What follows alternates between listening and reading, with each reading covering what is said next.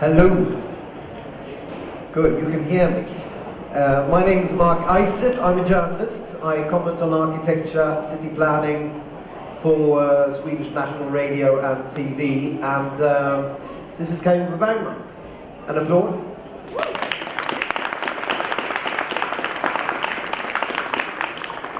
And it's your first time at the fair. It is. And at this fair in 2006, I had the great pleasure of, I was then the editor-in-chief of a magazine called Forum, and we gave a prize to Pelot, which was an architectural firm run by Julien de Smet, a Belgian, and a Dane, Bjarke Ingels, for the VM-husen in Ørsted, outside Copenhagen. And we weren't the first ones giving a prize because you'd already won the they had already won the Golden Lion in Venice in 2004, I think, which of course is a much grander prize than the Forum prize was. But and in Venice, and you've just come from Venice now. Yes. Because you've got a project there. There was a conference. A conference. In Venice, 2004, you met Bjarke Ingels for the first time, and you today a partner in Big. Yeah. So I encourage everyone to go to Venice Biennale during the opening days because you basically can bump into people, which is what I actually did. Is I bumped into Bjarke at the time and Julien at the same time, and I had a dream of moving to Denmark. Because I could feel that there was something fresh happening. You are German. I'm German. Yes. You've grown up in the States. Yes, that's why I speak English with a John Wayne accent. Snackar du dansk, Anders? Jag pratar svensk också. Jag har blåst glas i Småland, i glasriket. Ja. Mange år tilbake. Hvis jeg prøver at snakke dansk, så må du snakke svensk hele tiden. Selvfølgelig, jeg kan også give præsentation på svensk. Let's stick to English. Okay, good. Were you on the crazy boat ride down the canal, which took place after they'd been handed the Golden Lion? So I was not party to the actual theft of a boat, but I was. Was a theft of a boat? Well, there was not a theft exactly. It was more of like a loan, a long extended loan of a boat. Okay. In the Venetian canals. But I did see all of the things that happened afterwards. Did they end up in? We're talking about Bjarke and Julien. Did they end up in jail? They made their flight. I'll just leave it at that. They made their flight home. Okay, and didn't make a flight from the jail? No. From Venice? No. Okay.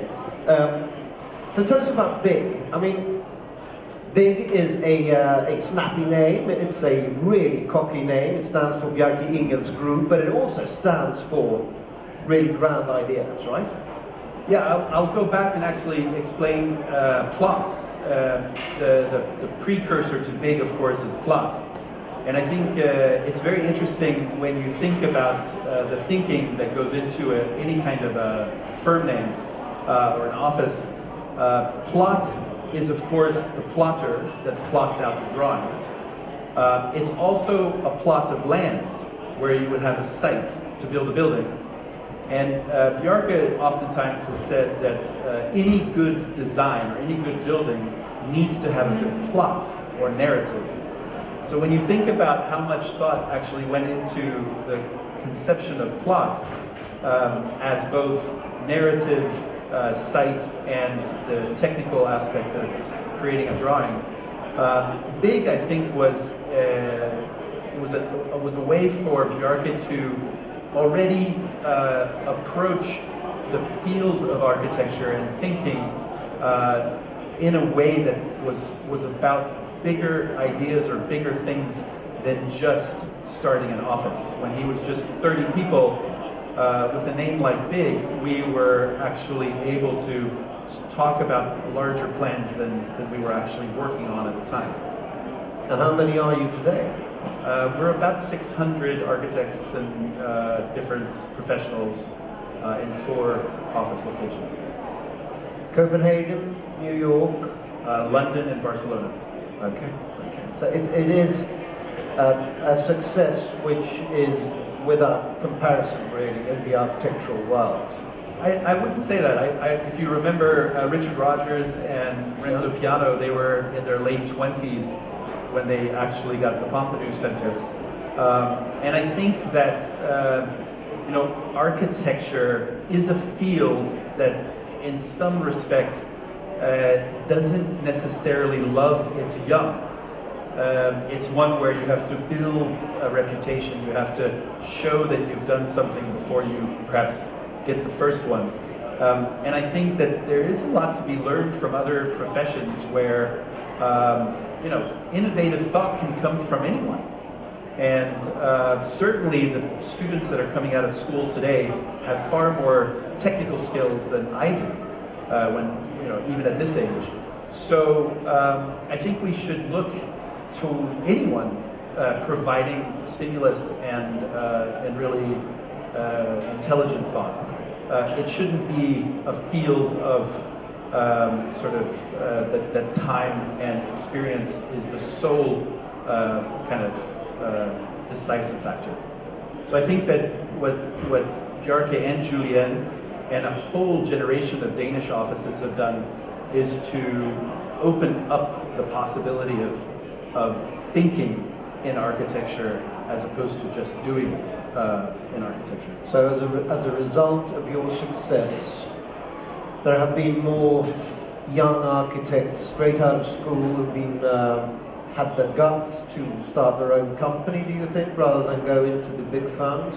There's a great book called The Danish Wave and by Christopher Weiss that does kind of document how there's a whole generation of young practitioners in Denmark that are, I think, emboldened and really creating some great work.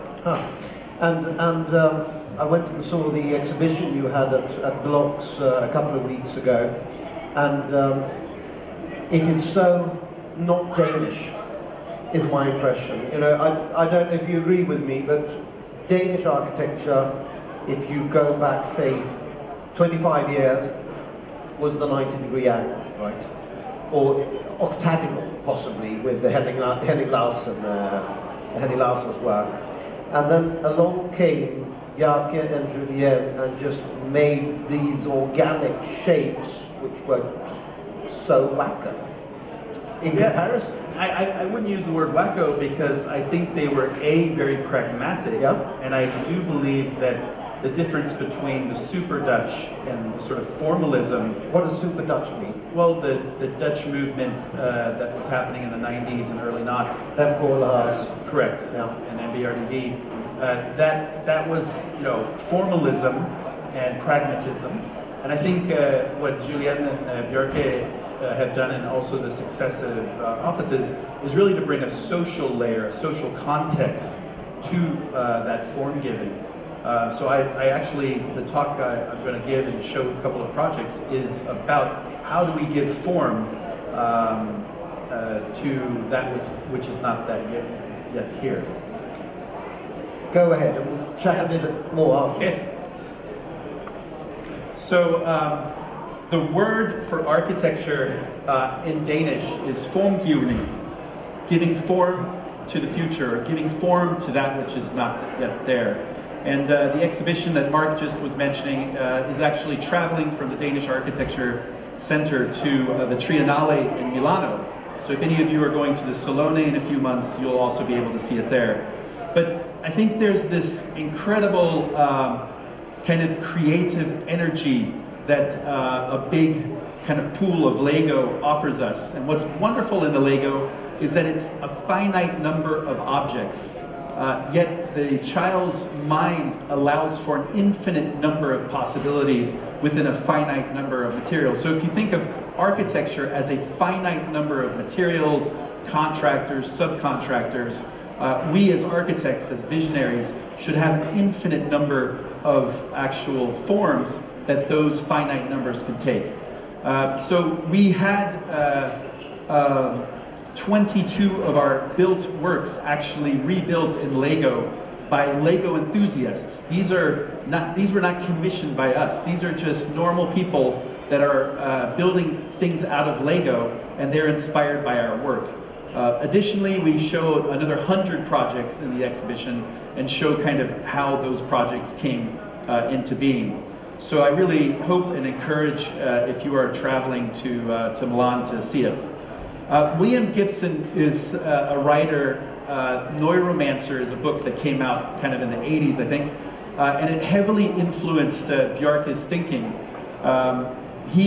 William Gibson is a kind of futurist, and he says that the future is already all around us. It's just not evenly distributed.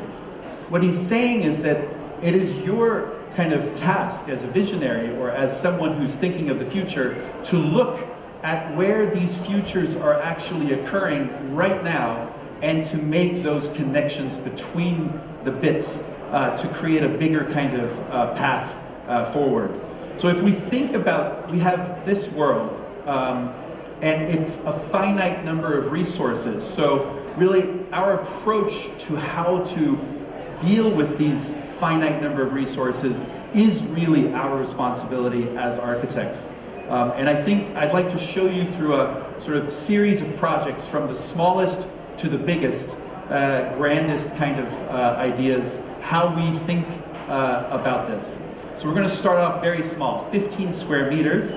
This is a cabin in the forests north of New York. And it's a cabin that is entirely self-sufficient. So it produces its own energy for heating. It has a wood-burning stove that also helps to heat. It's meant for a family of 4. So, nothing new about the design. It's an A-frame. But what we tried to do is to really create a sort of versatility, a way of kind of thinking how we can have a very small footprint and reconnect city dwellers with the forest. Because one of the things that we feel that is a disconnect is all of the people moving into the city no longer having that connection to nature. So this is an opportunity within an affordable way to reconnect and have that connection to nature. So there's a heating pad for cooking. There's even a very nice sort of shower that I feel is very generous, both spatially and materially, and really is this kind of home away from home that is accessible. We're going to go to 700 square meters. This is a client that came into our door. In Copenhagen, there is a lack of about 20,000 student dorms that the universities have not been building. So new students are sleeping at home or sleeping on sofas at their friends because there's no place to live. This gentleman came in and he said, "Please get my son out of my house." That was the brief. And so we set off to think about how we could quickly and affordably create student dorms. Again, not a new idea, but to reuse or upcycle containers. We feel that in all of the previous projects that upcycle containers, there's always been just them stacked and creating sort of large walls of units. We were interested in how you actually stack the containers to create a social life so that the spaces in between the containers were as important as upcycling the containers themselves. We came up with stacking 9 containers to create 12 dorm rooms. These are powered by alternative energy. You have solar power to heat the water, you have water retention through the green roof, and you have a social roof. There's even a tree in the middle and a lot of places to actually coexist. So again, something very simple. There are all of these discarded shipping containers. These are arranged, put onto a pontoon, shipped over from Poland back to Copenhagen. And now this sits in the heart of Copenhagen Harbor. And this bed is 600 euro a night. A month for the students. The Marriott hotel that's just next to it charges about 800 euro a night. So it's making the same views, the same quality of life, much more accessible to a larger population. So here's a short movie that gives you a feel for what it looks like.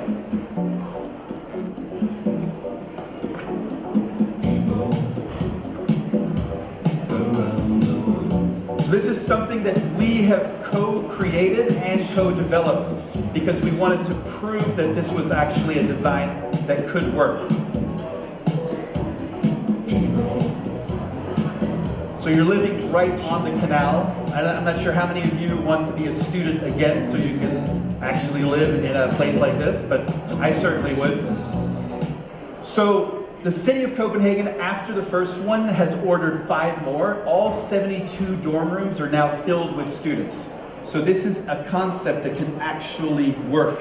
Gothenburg and also Le Havre in France are also in the process of getting some of these for their inner harbors. It's a great way to re-enliven industrial ports around the city. Most important, happy client, the son lives on the urban rigger right now, so we got him out of the house. 1,200 square meters. Noma is a restaurant that may be known to some of you. It's of course this idea of Nordic cuisine, really making food out of foraged and local materials, ingredients, and also just having 3 different kind of menus from wild game to seafood. It's in Christiania, which is this wonderful part of Copenhagen, sort of leftover army base. There's an existent armory building that we're reusing, and then we built a village of structures that each structure, 11 different buildings, each have a different function. So you come in to the entry, you take off your coat, that's the closet right there, and we want you to feel very quickly that you're almost in someone's home. So everything is very domesticated. A lot of use of very sort of domestic materials. This is your waiting space. You have the prep kitchen. The prep kitchen is in the center of all of the spaces. This is the dining room where you come to enjoy your meal. Then also off of that is a larger space for a larger group of people.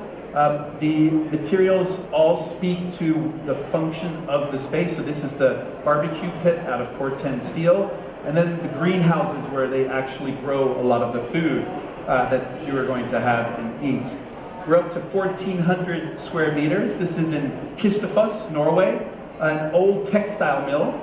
And the textile mill is up there. It's a large sculpture garden. The textile mill wanted to add a new gallery space, and they held a competition where most of the architects just connected the extension to the old building.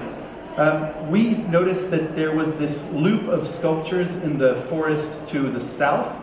There was also sculptures to the north, and there was no way to connect the north side to the south side because of the river. So we took the opportunity to use the gallery as a way to link the 2 sides of the bank. So as you were seeing all of these different sculptures, the gallery became an occupiable sculpture that took you from one side of the river to the other.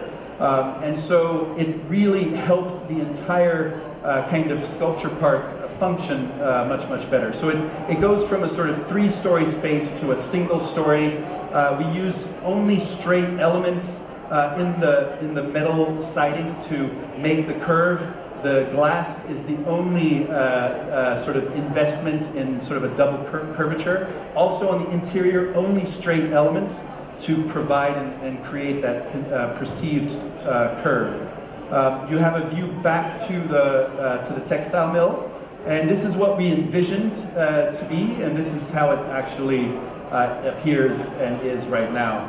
So it's also a sort of ribbed structure that is also very, very elegant as it stretches across the river.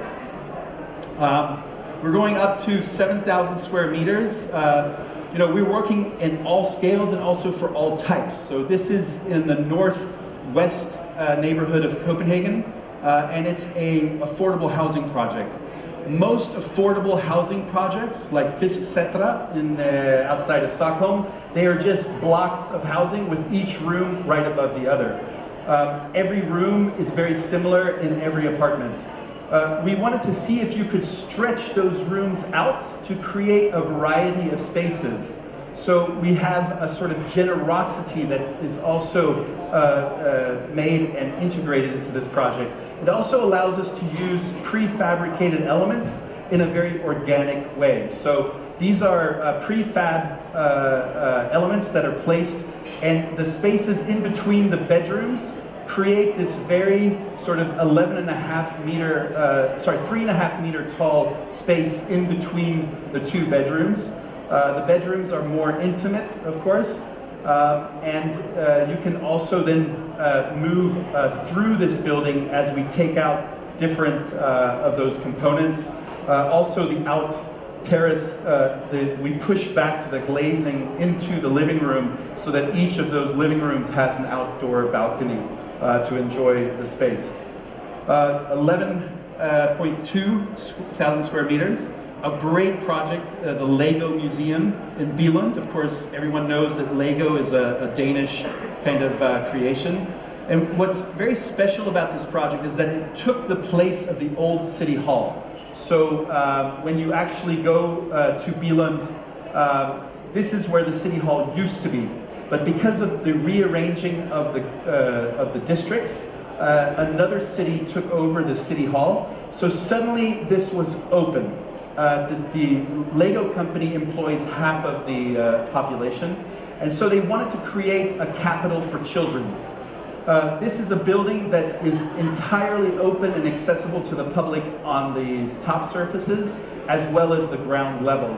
And so you can enter into this building, or you can occupy the roof and make it entirely your own experience. Kids do of all ages. And then the entire area is column-free on the ground because each gallery is like a Lego block sitting on top of the other. This is a structural solution through Verandil trusses that's very, very hard to achieve. But this entire open space is where kids run around and then they find the little pools of Lego and they go nuts. So this is then to celebrate the creativity of the Lego. You can then take the stair into the crypt where there's one Lego set of every Lego ever made, including my first Lego set, which was the Yellow Castle that my grandmother, Oma Einbeck, purchased for me when I was a little kid. So this is 77,000 square meters. This is New York, where I am based, a project on the Hudson called a Quartzscraper. So it's a combination of a courtyard building that you have typically here in Sweden with a skyscraper, which you have, of course, in New York. So when you combine a New York skyscraper with a European courtyard, you end up creating a new building called a Quartzscraper.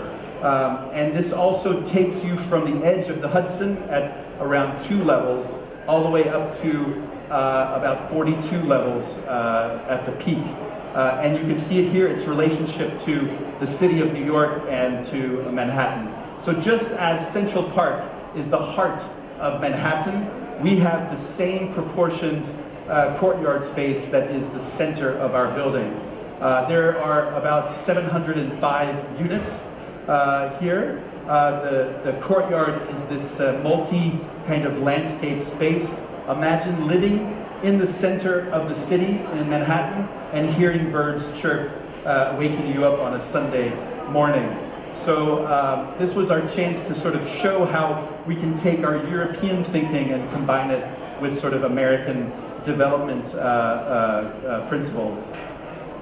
410,000 square meters, a project we just finished a few months ago called the Wastetoenergy plant in Copenhagen.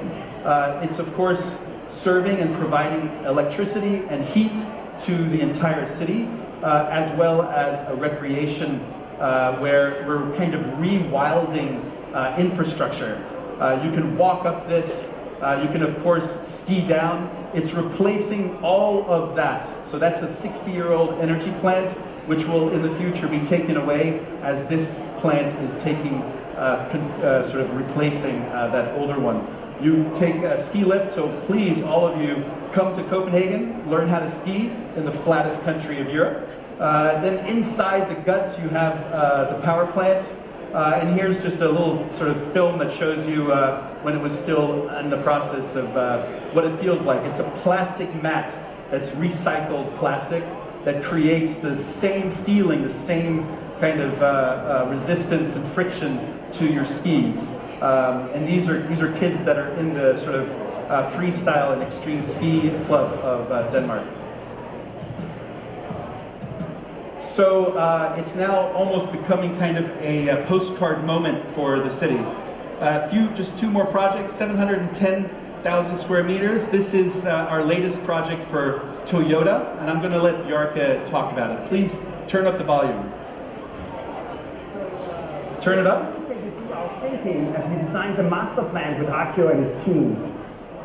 So basically today the typical street is a mess with everything and nothing everywhere.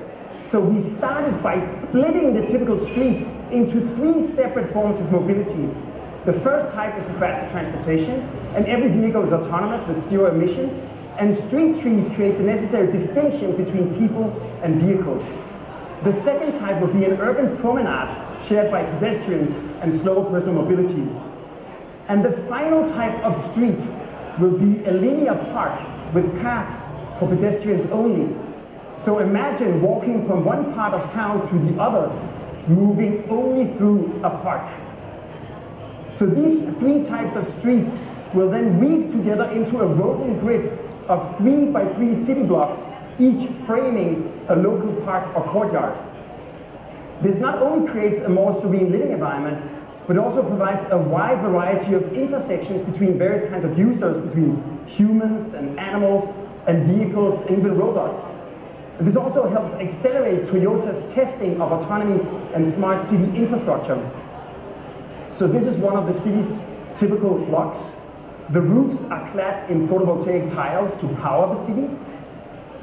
All of the buildings are made primarily out of carbon neutral wood, and they combine the traditional craft of Japanese wood joinery with new robotic production methods.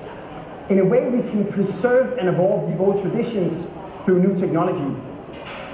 And each block is home to a mix of spaces for living and working and playing. Below ground, So what Bjarke was just mentioning was how we're creating 3 different streets.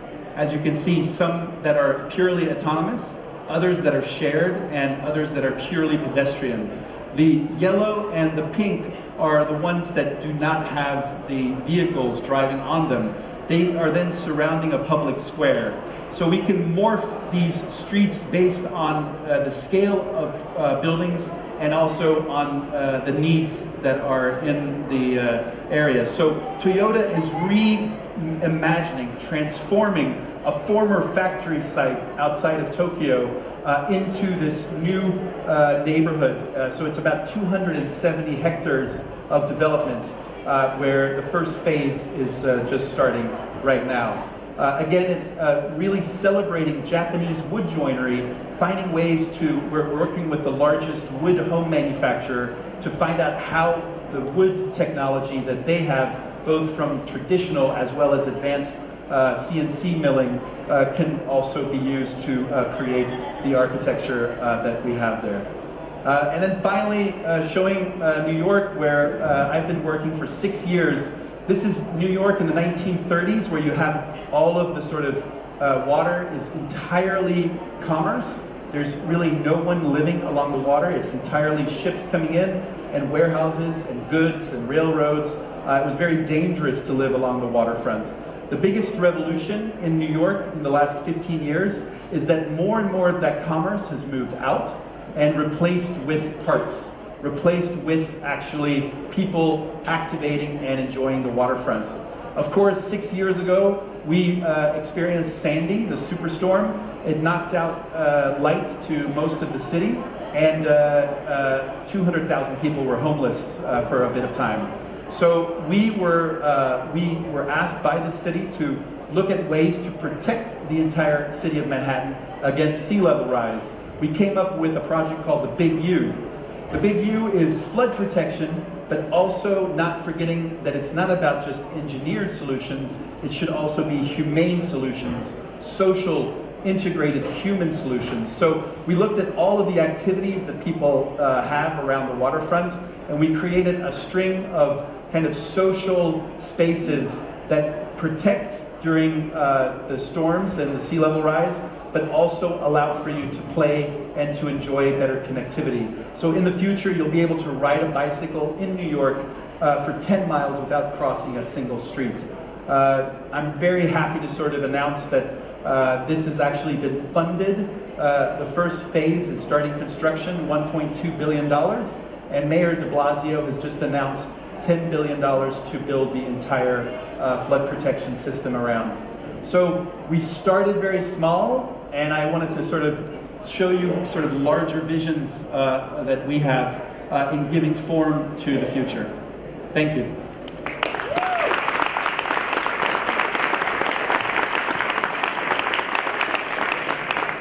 Can't you remodel the planet? I mean, shouldn't there be, you know, sculpture a new planet for us? Are you building on the moon or something? I mean, it's yeah. I don't. I mean, we've been talking about Moon and Mars. You have, yeah. No, not only us, but I'd say humankind has been talking about these places. You know, all the way back at the beginning of last century. So for 100 years, I think we have been looking at the moon as a habitable space, and certainly Mars is taking on a new focus as well. So people often ask us, why are you thinking of settlements on the moon or Mars? When you're saying they're asking us, so are they asking you? We're designing in both settlements for both the moon and Mars at the moment. You are? Yes. I was joking. No, it's happening. But what I would like to sort of say is that if you actually think to create a settlement either on the moon or Mars, it has to be entirely circular in terms of energy use, waste, all of the things that you would imagine that a settlement in zero or low gravity would have to be. So if we can actually solve the concepts for the settlement on either of these locations, you would inherently also solve the very issues that we have here on our own planet.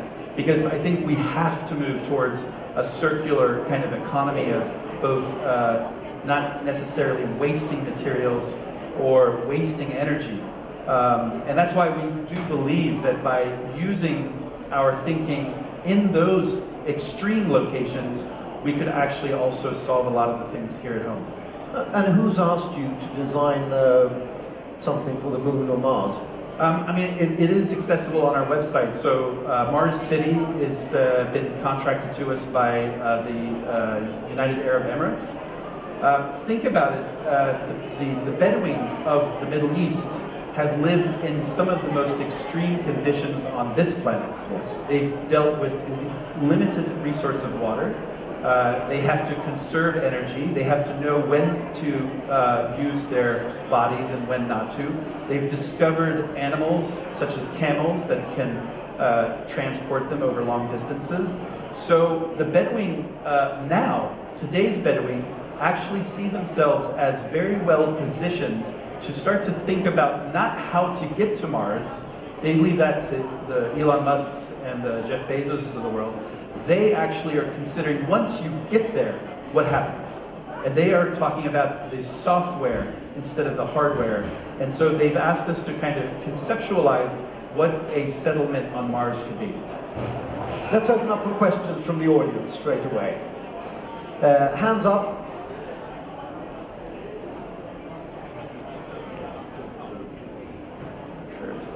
Hello, hi, congratulations, that was really amazing. My name is Michael, I do Tranwatching. The question is, so today at Stockholm and in many other places, we talk a lot about sustainability. Do you believe that resilience design and resilience architecture is the next step and the next big issue? So resilience, like sustainability, is a word that means different things to different people. I often say that sustainability is actually a cultural word.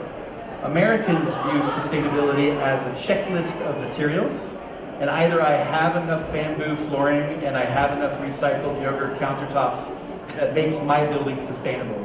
The Germans, they wear a lab coat, they have 2 PhDs, and they have a steering system, and they're trying to squeeze every kilowatt energy out of their buildings without even thinking if a passive house actually needs to have air coming in and out. They just literally create sealed environments, and they're so proud of how sealed those environments are. The Danes put on a woolly sweater and bike to work, and they're like, we're sustainable.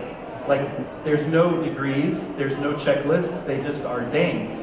So I think that first we have to realize that sustainability and resiliency are different to different cultures. And you have to really understand what is that culture's definition of those words. You seem to favor the Danish way, from your description.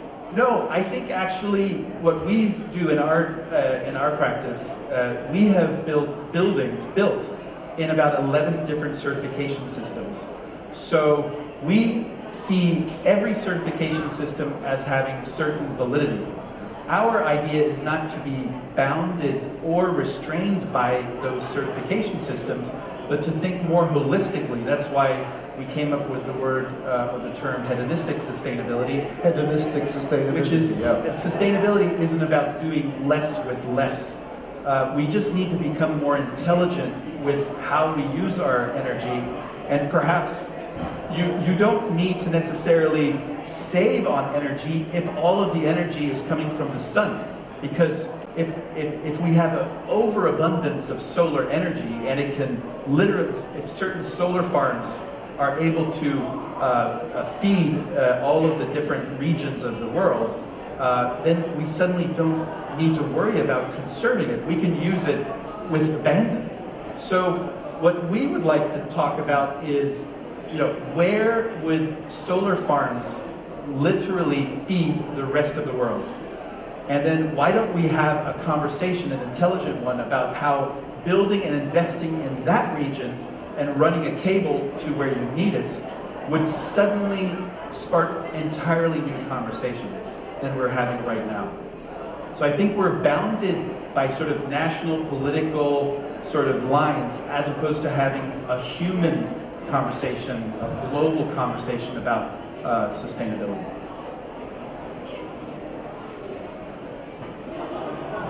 Hello, Ole is my name, architecture student at KTH, and you talked about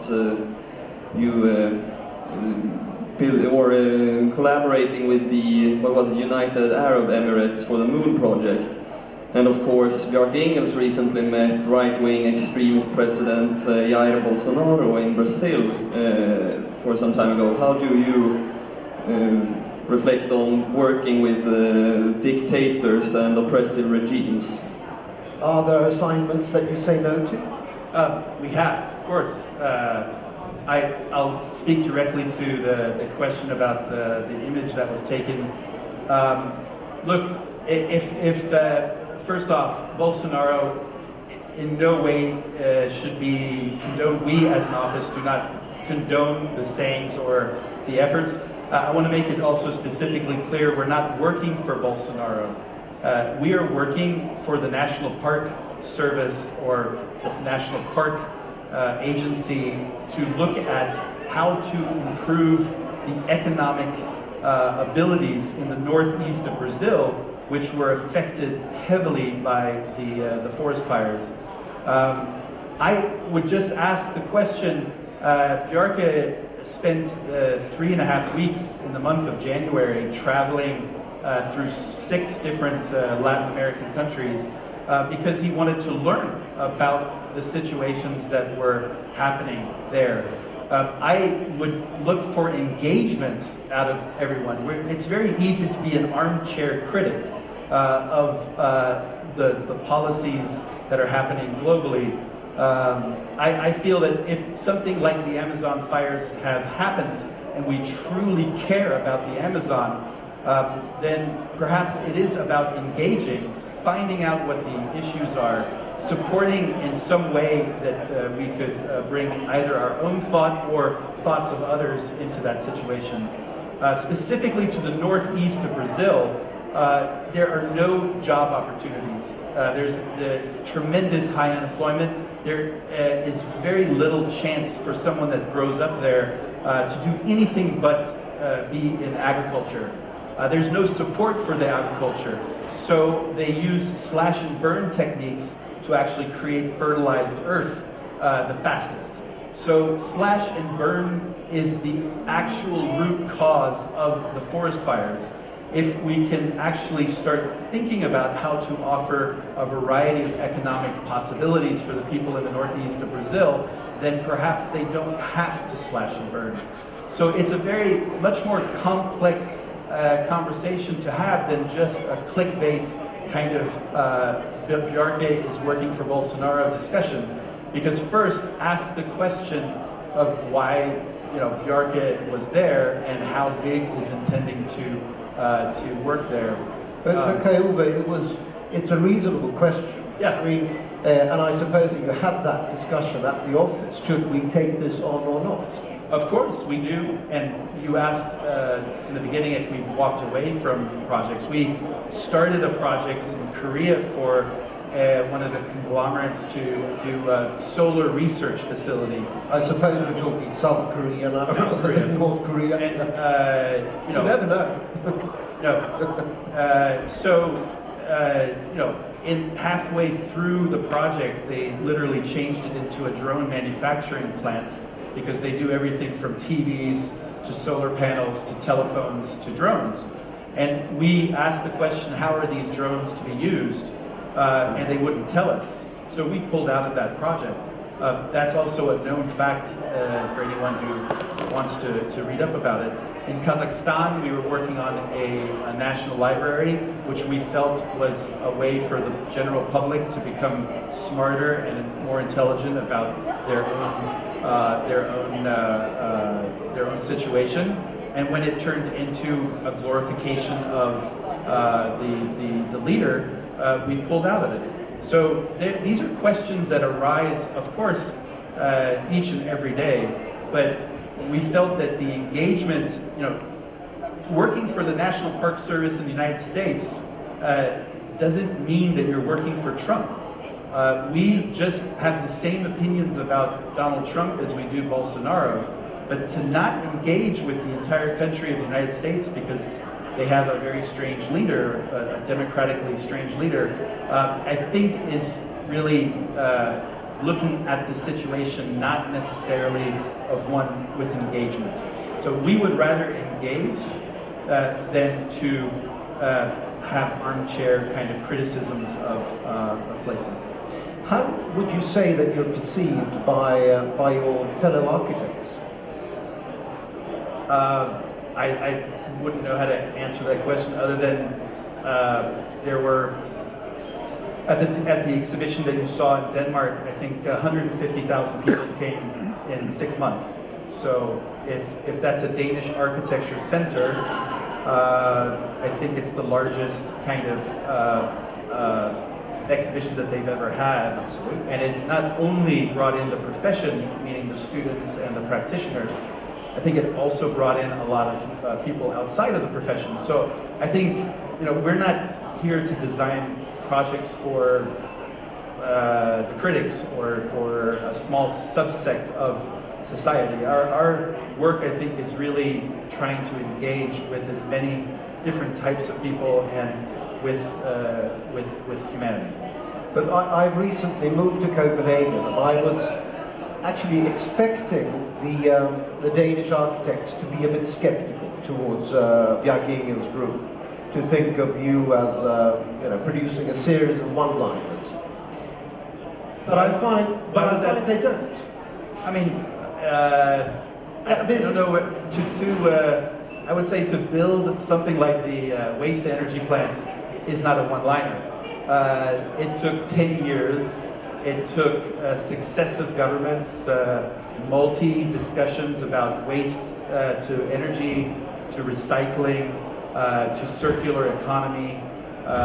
So I think it's, I wouldn't know where our work would be perhaps considered as one-liners, because the work, if you actually experience it, if you go and see it, the Aid House, or even the project here in Stockholm and Gärdet, those projects are quite complex. Yeah. There's a lot to them. So I would just ask anyone to go see the work and to come away with their own opinions.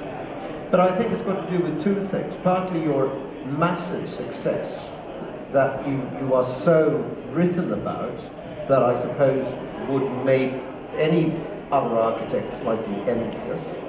And then the fact that, I mean, if you look at the work in Örestaden, for example, they are very, it's catchy architecture. Ottertalet, for example, the building block which is shaped like an 8, I mean, and you can walk up onto the roof, is, I mean, it could, if one wants to be mean, be described as almost gimmickry. I don't know where the words gimmickry or catchy would come from, because go meet the people who live there. Yeah, you don't have to be defensive about it. I'm not. I'm just thinking that it's easy to imagine that the Danish architects being, like a conservative maybe, think of this as being... Right now your agenda is to use gimmicky and catchy in this audience to ask the question, is it gimmicky or catchy? I then would say, go experience it. There's and go and speak with the people who live there. There are 3 generations of people that live in the Aid House. It's very hard to build 500 plus units and make it feel intimate at the same time.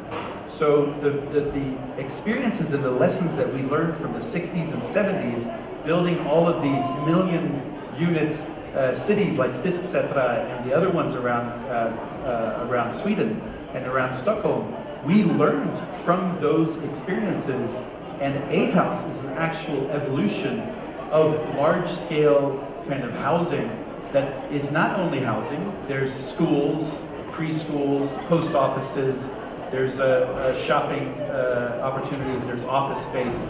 So it's a very complex building. I would not therefore use gimmicky or catchy as a means of describing something that is actually as complex as that. I would also just say that if success and bringing architecture to a larger discourse is seen as something that's negative by the profession, I would also be slightly sad, because when we manage to have a Netflix kind of show that's watched by perhaps tens of millions of people, it takes architecture to a much larger and broader conversation. So suddenly people will start to think of actually hiring an architect, because the idea is that architects can actually deliver value or thinking that is important to society. We are not just working for the 1%, we're working for the 100%. And I think that if that is the reaction to actually broadening the discourse, then I would again say, that's what I feel is important for the profession, is to actually have a larger conversation, not only at design festivals, but at larger Davos type or larger conversations that are truly thinking about how do we structure the world that we want to live in. And I totally agree with you. And you mentioned one word which stuck with me during your talk now, and that was, I think, generous.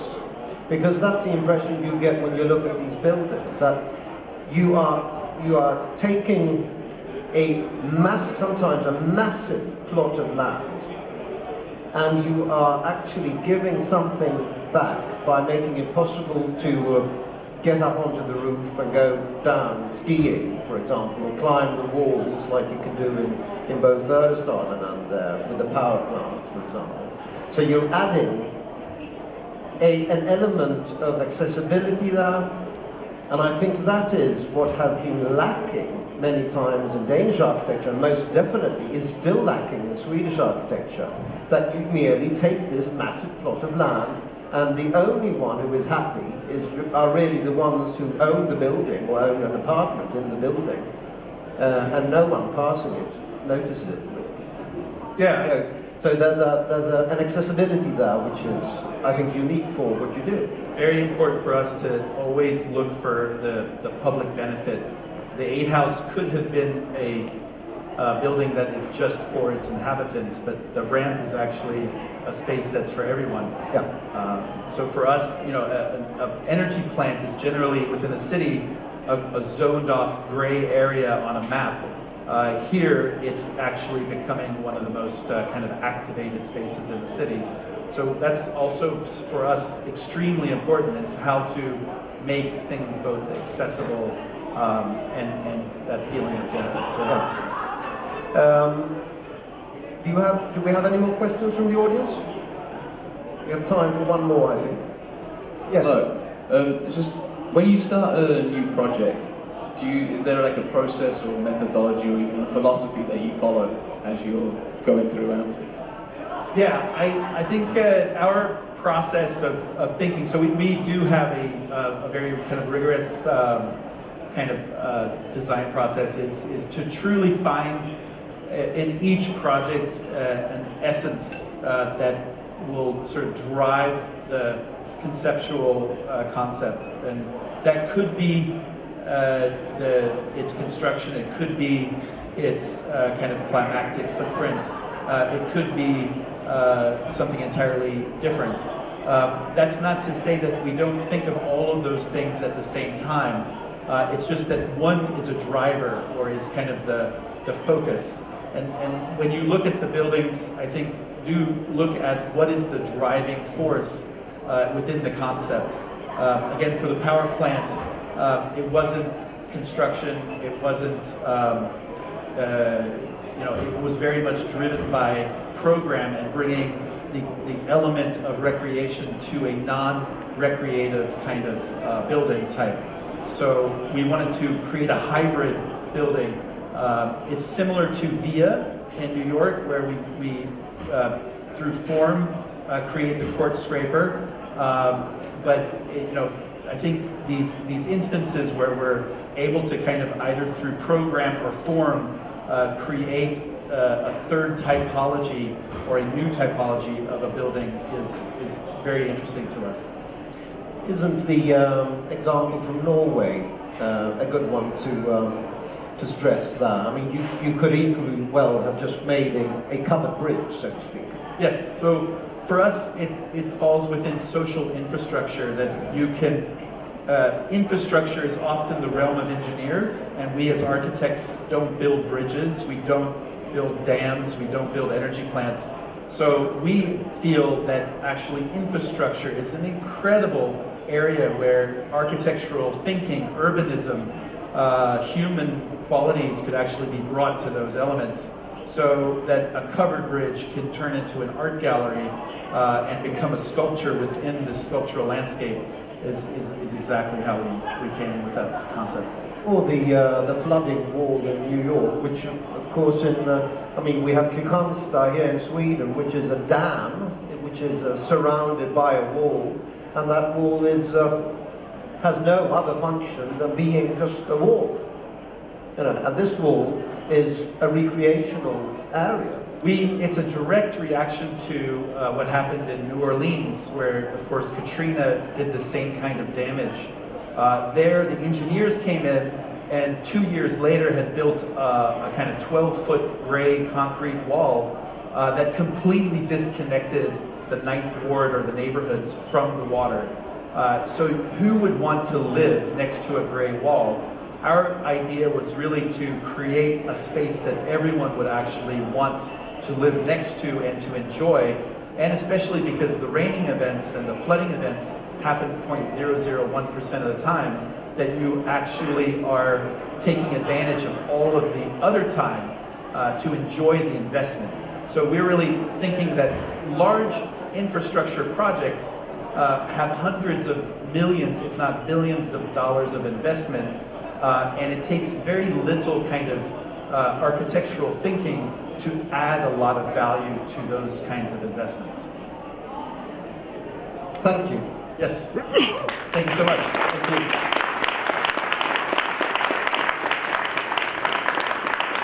and thank you for listening.